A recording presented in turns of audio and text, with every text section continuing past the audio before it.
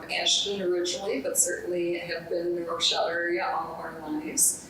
We have 3 children, Caleb, Aubrey, and Grace. Our dream was always if any one of the kids want to come back to the farm, that they would have the ability to do that. So 2 out of our 3 children returned, and then a nephew asked to join our operation.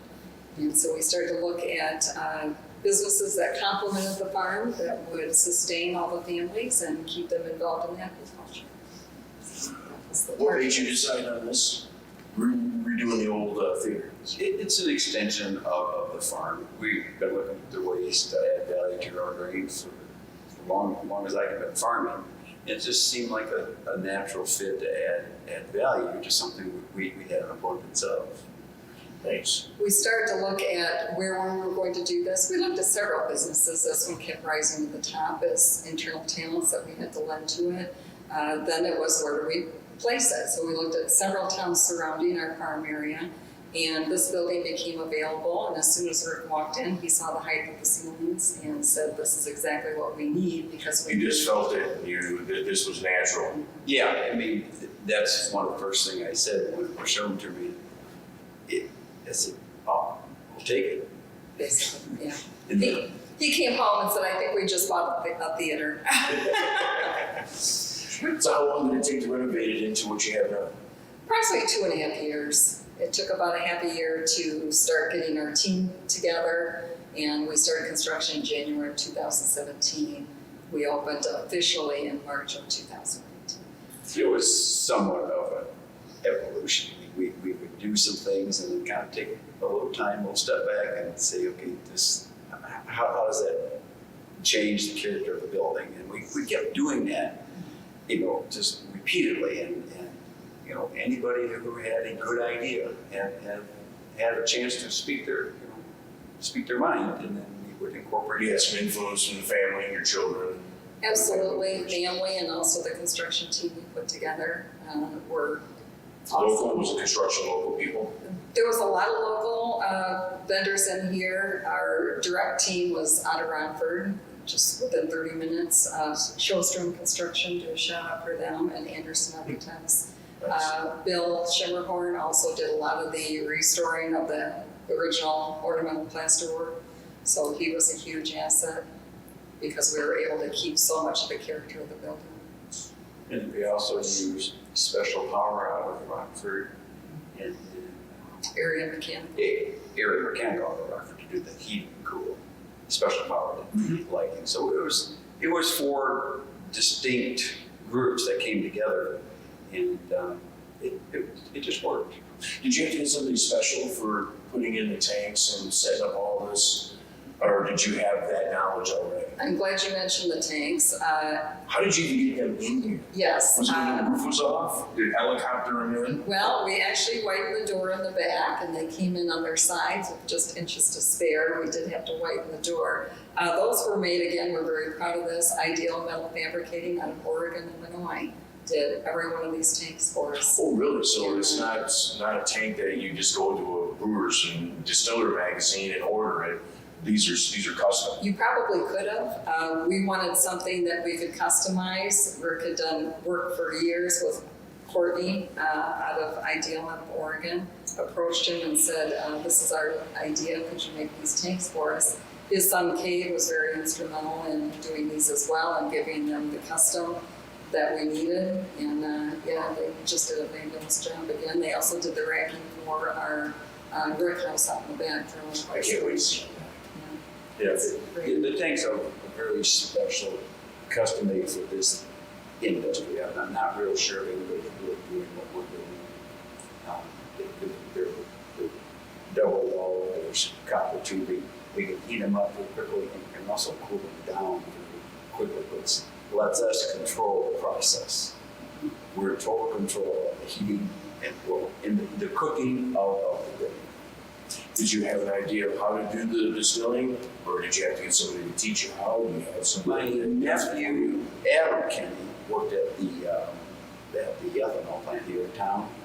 Okay. From startup till about 3 years ago. So he was there at least 7 years. Basically the same thing, isn't it? Yes. It is. Yes. Okay. Actually on a smaller scale, if you can believe that. Yes. You look out the size Yeah, you look out there and say, wow, And the person that taught him distillation, he also works for me. So we have a combined 20 to 25 years of distilling experience. So in design, the process, manufacturing, we've got all of that experience. fantastic.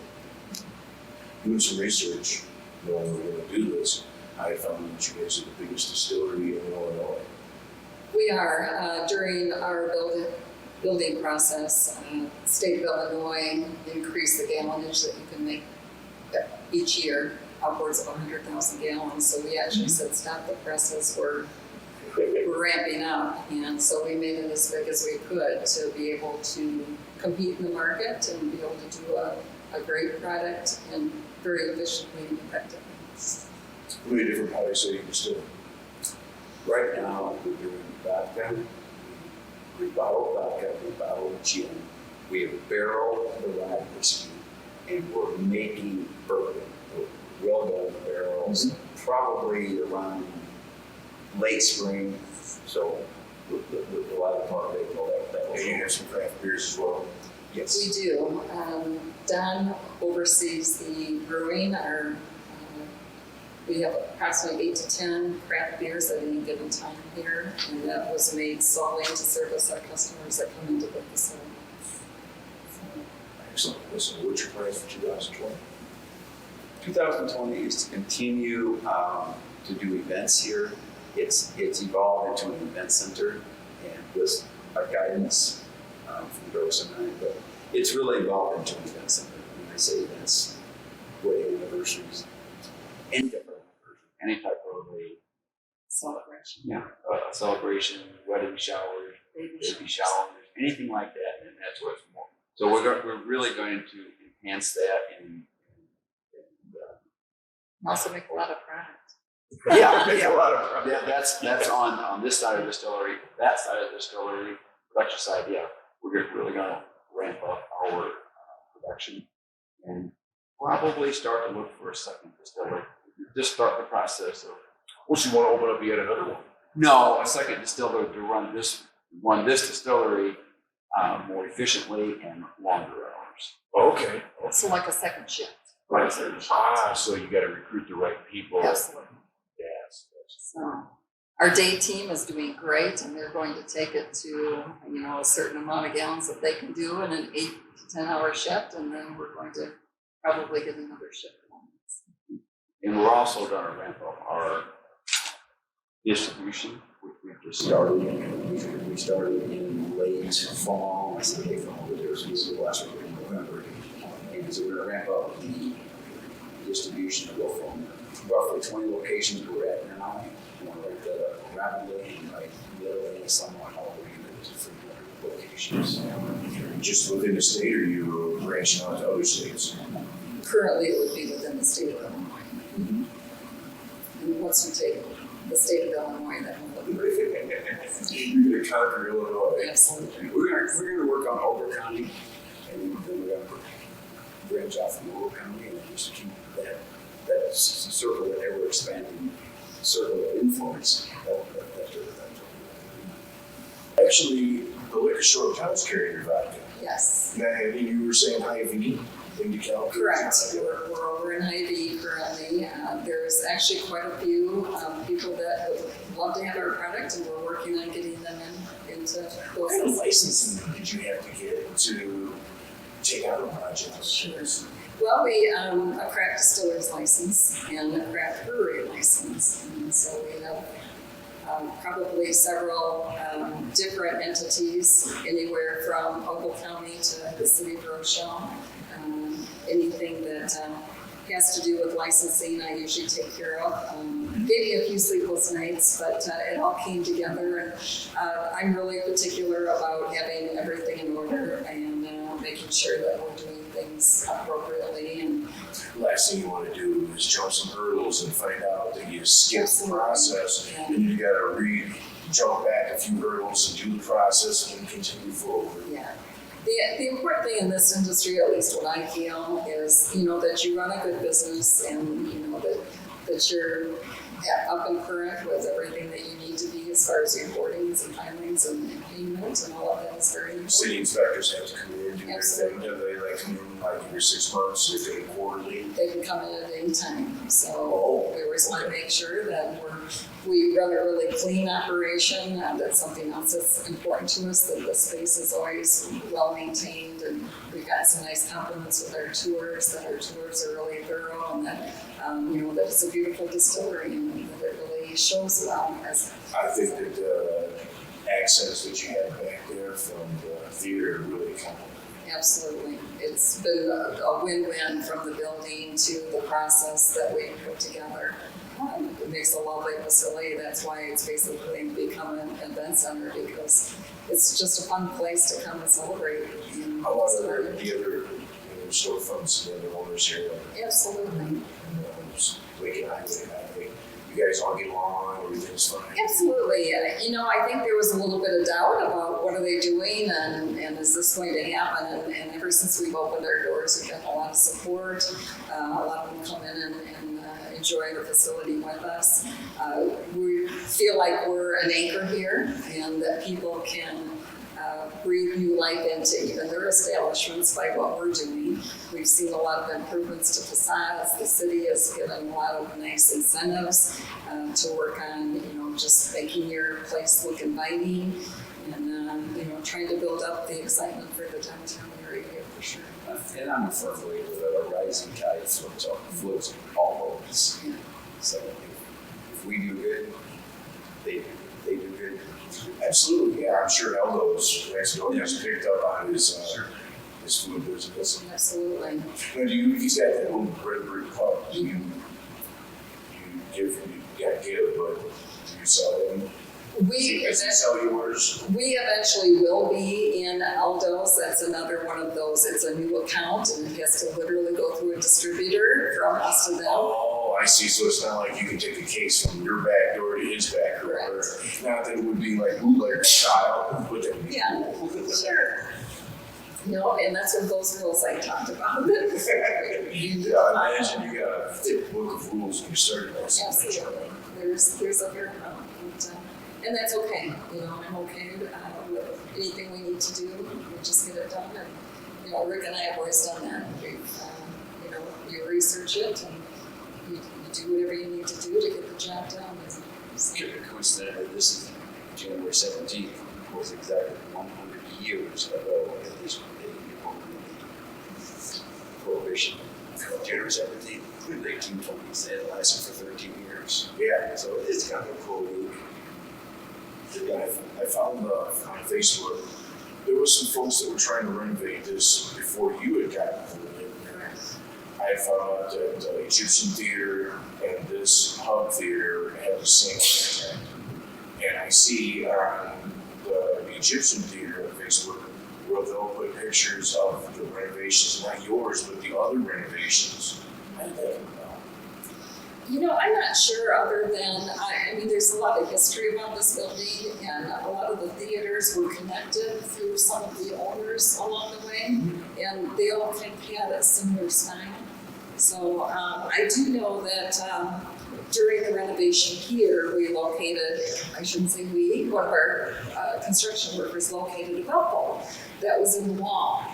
Really? And it turned out to be, we were able to research it. We've got a little section down in our corner about this gentleman. His name was Roy Swanson. And actually inside of his belt buckle was a ticket from the Egyptian Theater. Oh, I'll give that on Along with display. some other things. We do. Nice. We got everything that was in there on display. We were actually able to buy his family and sit down and talk with them about him and what we located, because at that point he was a young bricklayer. Hadn't even been married or had children yet. So that was really I think it was like all construction workers building. absolutely, yes. As And he we just learned about his was trying to get out of his end of the day and lost his wallet and it fell down inside a brick and it got mortared over. probably, exactly. Yeah. So it turned out to be a really neat gentleman, very successful in his own right, and good father and grandfather and everything in between. So that was cool history to find. Our website, obviously, www.kennayfarmsdistilling.com. We also have a Facebook, Kennay Arts Distillery, so I can get on there and hear the day-to-day happenings of what we're doing. Definitely we've got Snapchat and all those other fun things that people like to get on.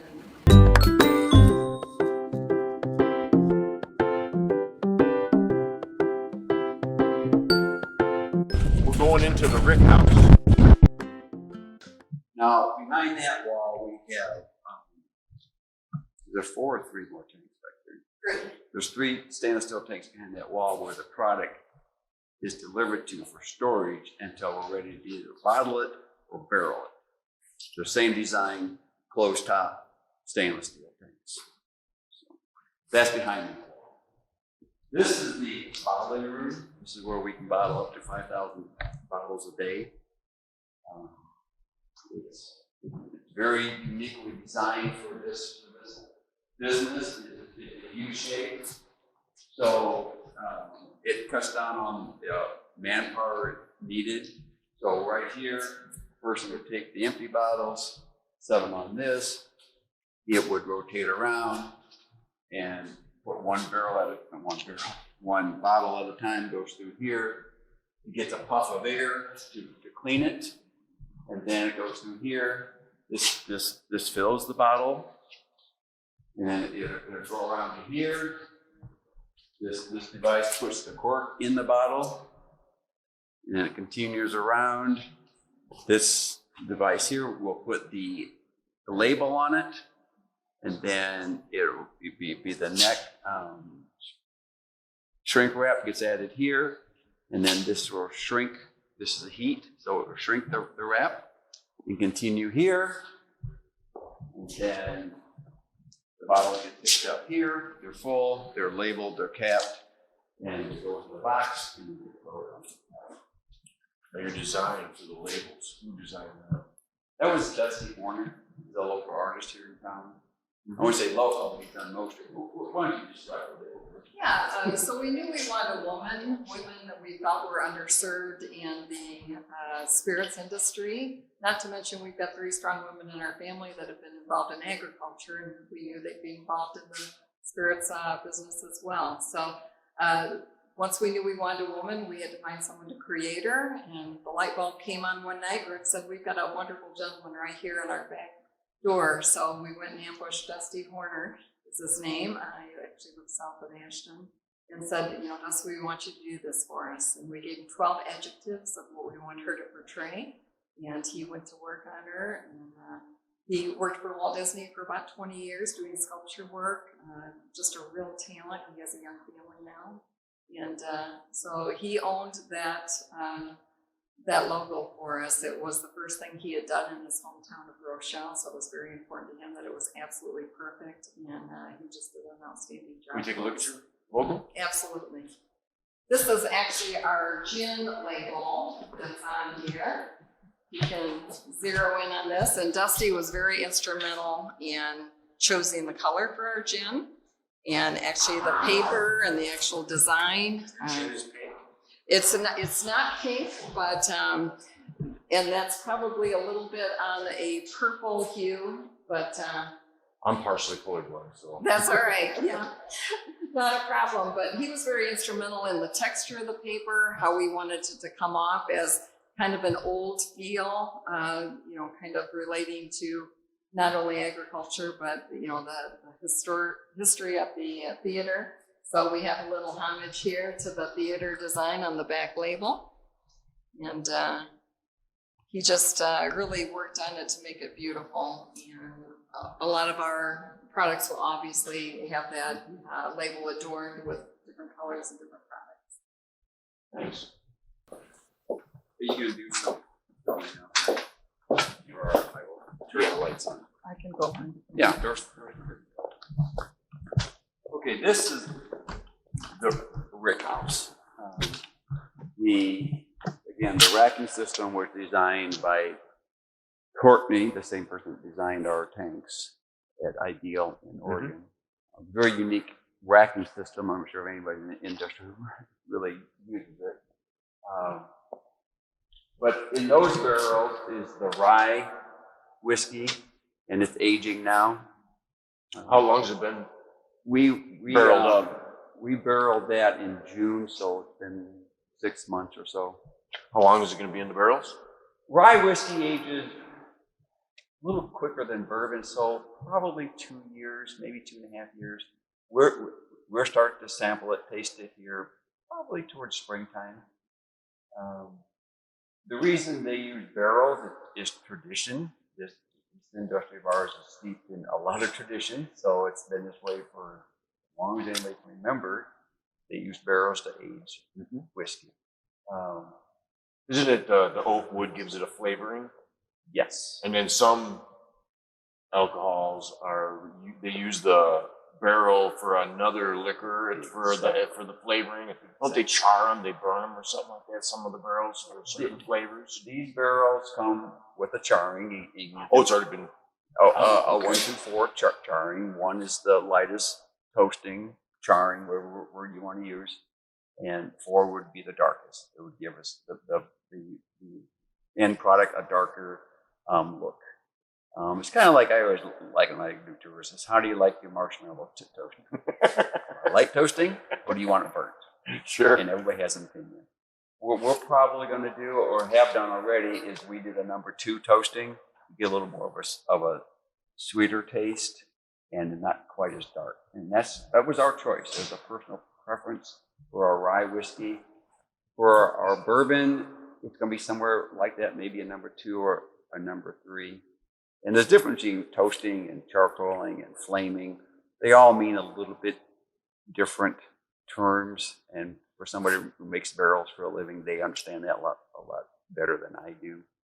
But we're probably going to be somewhere around that, in the middle range. You have rum planned in the future? We perhaps will make a rum this summer, and probably an agave, which is a tequila spirit. Probably this summer. Not positive just yet.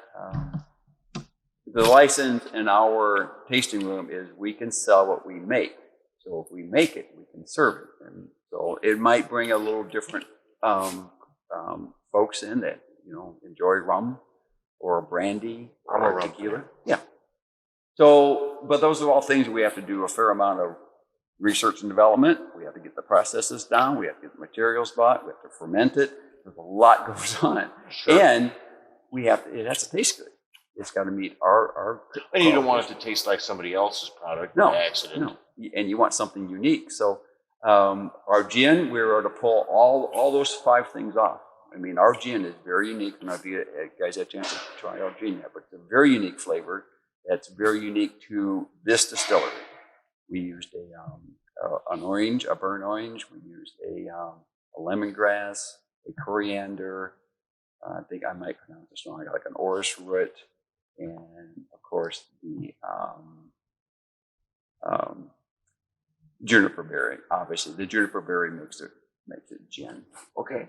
So it's a very unique flavor profile to this distillery that nobody else would have. Very nice.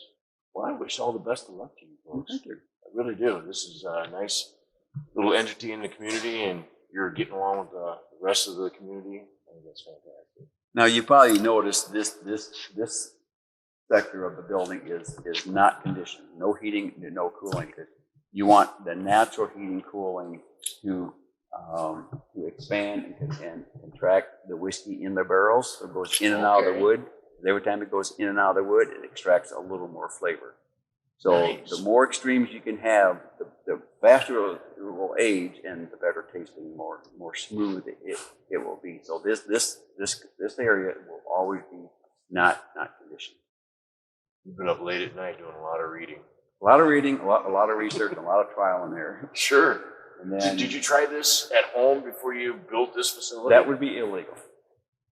You cannot, in any way, shape, or form, can you distill. I guess I didn't think of it that way. Alcohol. No, but we did. Remember, my distiller has been distilling for 7 years, and his boss has been distilling for that many and then some. So sure. Remember, early on, I mentioned we have close to 25 years distilling experience on this team. So. I know every once in a while, make some bucket wine at home. Yeah. No, you can make wine. You can make beer. You cannot distill spirits. It's just the way it is. Okay, I have a question for you. Sure. Why are the windows shaped the way they are? Why? I'm gonna say it's probably a security issue. That's a good one. What do you think? I don't think it has something to do with security.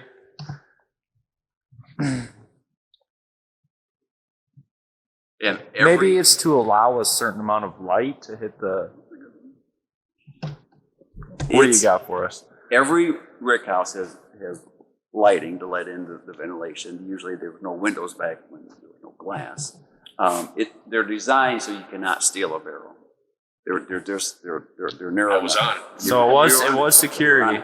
It is security. You can't get a barrel wall. You were strong enough to get a barrel up that high. Yeah.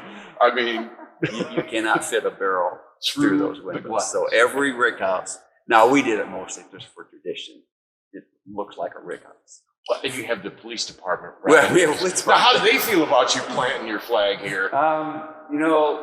They've been terrific. Good. The police department and the fire departments on that corner, they've been absolutely terrific to work with for everything that we've ever had.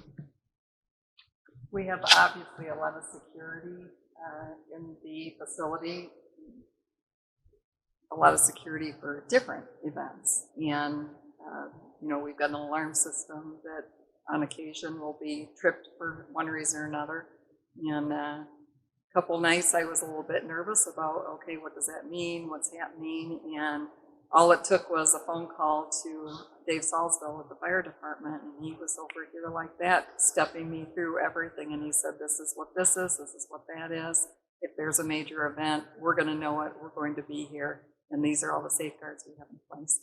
And I thought that's what I needed to know. I needed that security, that feeling of I can sleep at night and the place is secure and people are looking out for it. So we've got, again, a good team and, the community and the people that are surveilling. We've had, the police call us a couple times to check on something, and, we appreciate that. That's exactly what we're looking for, is that community spirit, and that, they want to make sure that the place is secure as well. So it's been awesome. Fantastic job. Yes, I think you really do. well, you've been a delight. We Yeah, appreciate it was it. fun. Rat. Yeah, that sounds good. Thank you very much. Thanks again for thinking of us. You're more than welcome. More than welcome.